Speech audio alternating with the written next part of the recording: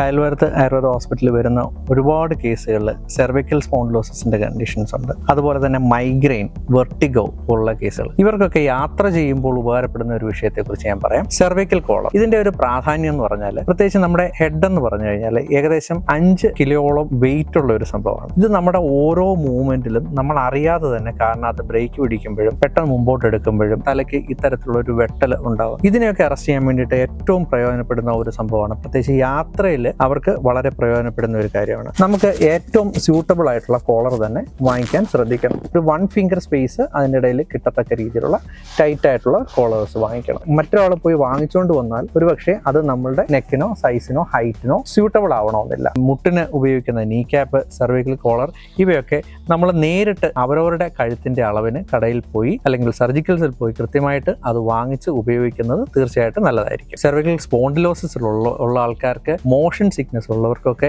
ഈ ഒരു കോളർ നിങ്ങളെ സഹായിക്കും.